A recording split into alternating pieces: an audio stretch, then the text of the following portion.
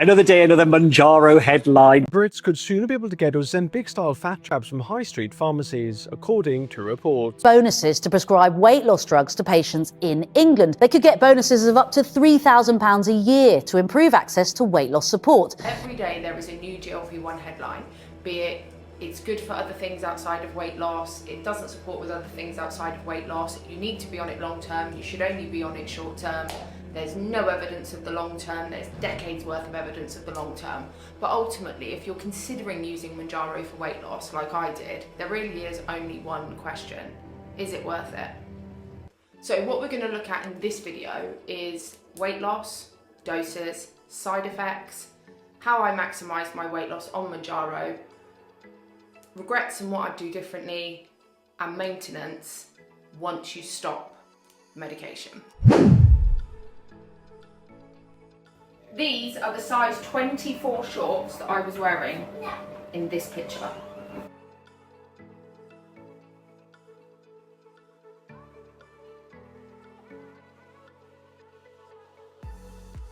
So let's start with weight loss. So first of all, when I started out, I was 20 stone, 12 pounds.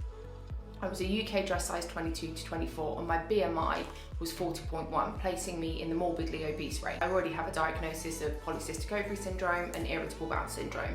And in my last pregnancy, I had had gestational diabetes, putting me in increased 50% risk of type 2 diabetes within the 5 years after that pregnancy. Just for some context, I'm 39 and I'm 5'10". I will brief through what I lost each month. Written down. So in my first month, I lost 21 pounds. In my second month, I lost 16 pounds. In my third month, I lost 13 pounds. In my fourth month, I lost 13 pounds. In my fifth month, I lost 12 pounds. In my sixth month, I lost 11 pounds. And in my last month, so in my seventh month, I lost 13 pounds.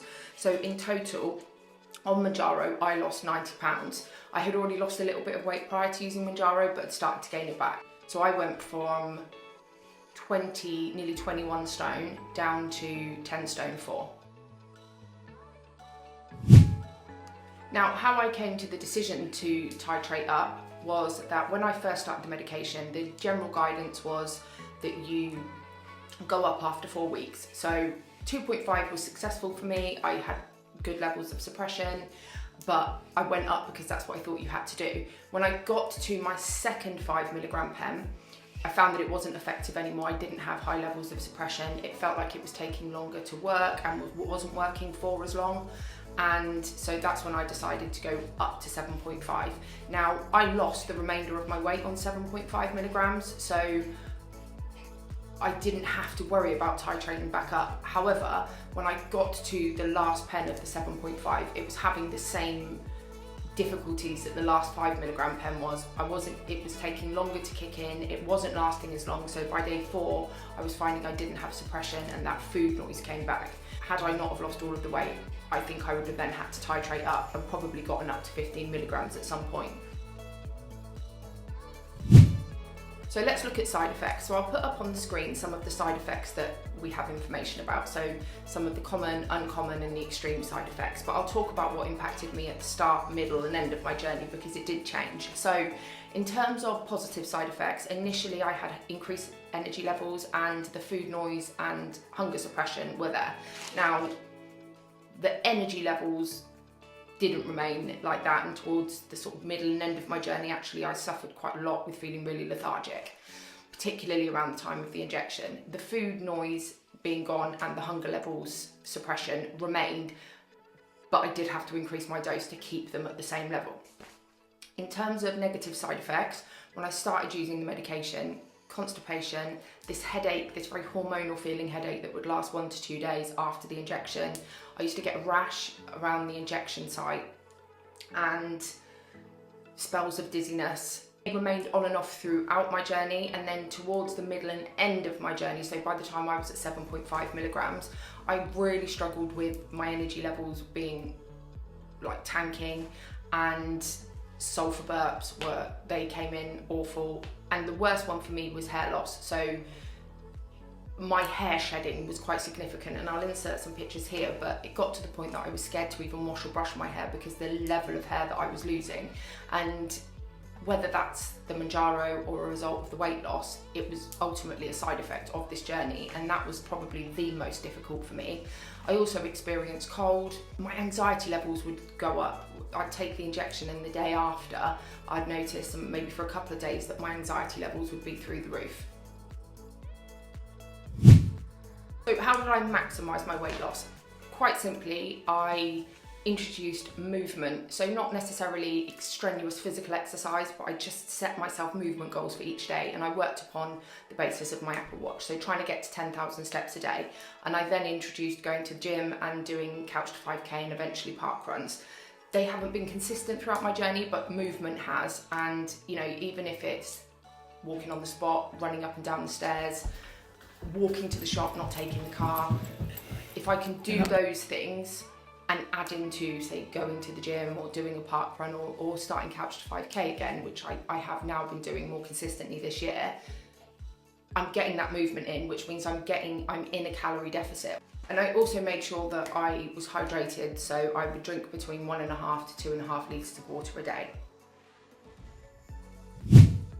Regrets and what I would do differently. So these regrets and what I would do differently feed into the side effects. If I had have implemented these things earlier on, I think I could have minimised the impact of some of the side effects, particularly, say, the hair loss, the energy levels. So first and foremost, I wish I'd have introduced strength training right at the beginning of my journey, because like any weight loss journey, it's weight loss, so you will lose muscle mass. So I wish I'd have introduced strength training earlier on. And it doesn't have to be, you know, going and pumping however many weights, just gentle, you know, weight training, which you can do at home, and I do now do at home as well. Equally, I wish that at the very beginning I'd have taken more interest and understanding around my protein levels and my fibre levels and my healthy fats, because I think by doing that, one, I would have reduced things like hair loss and the energy levels tanking. But also because as you come off the medication, and when you get things like the food noise and the hunger levels back, if you've already adapted your eating, I think it makes that slightly easier. So whilst those things don't blow your mind, they are what I would have done differently. When I came from 7.5 to 5 milligrams, the food noise and the hunger came back. And that was probably about 2-3 weeks into using the 5 milligrams. And what that did is that allowed me to start using the tools that I had developed, which I'll link a video up here. I won't go into those here, but watch that video and I explain sort of more about what daily tools I use to replace Mounjaro. Coming down meant that even though they came back instantly, I still had that sort of barrier, the cushion of the medication, and it meant I could adapt to it a bit easier than just going cold turkey. I think I would have really, really struggled. And, you know, not to say it's not still a struggle, but that made it a lot easier, and it meant that I could move things around a little bit and finally settle on eating 5 smaller meals, because at that point my hunger wasn't back where it was. It was sort of in the middle of having suppression and not having suppression. So the 5 smaller meals means that I know I'm eating enough throughout the day. I know that I'm not starving, and it gives me space to concentrate on my issue, which is the emotional eating. So maintenance, so I am now coming into my 15th week post Mounjaro, and it's been up and down. It's not always been easy, but my biggest issue is the emotional eating. So I actually don't have the food noise, haven't had that for some time, but it is just wanting to eat when there's something going on, particularly if I'm bored or I'm stressed. And it's that conditioning and working on that for me is the issue. My hunger has always been quite extreme. I'm finding my feet a lot more, so I know that I'm eating enough, so I know that the hunger isn't as in previous weight loss attempts when I would literally be, you know, so restrictive that I was actually hungry. This isn't about that, so I know that when I've eaten and then I'm bored and I go to the fridge, that's not about food, that's about needing to find something to do. But as the longer I've gone on, the easier that maintenance is becoming. So there are days when it feels really hard, and then there are more days now where it doesn't feel really hard. And week 14, update, and I will give this its own platform. But in terms of my week 14 update, in week 13, as you may have seen from my April Fool's video, I'm a little bit behind, but I had gone up 2.8 pounds, which it's not fat because I didn't eat excessive calories. It would have been weight for whatever reason, a weight fluctuation. I think probably my time of the month. So this week I've gone pretty much back down to I'm still 9 stone 9, which since stopping Mounjaro, I have lost about 9 pounds.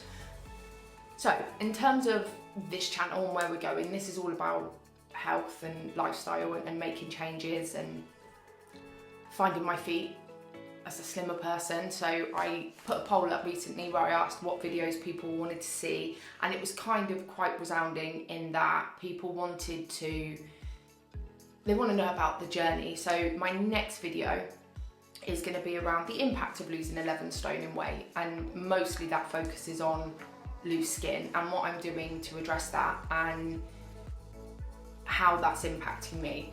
I'll continue to do the weekly updates, and any recommendations or comments or anything you want to share, just leave in the comments. If you haven't, do like and hype the video. Let's see if we can get it on the top 100. And if you want to continue to follow the journey, please do subscribe, and I will see you in the comments.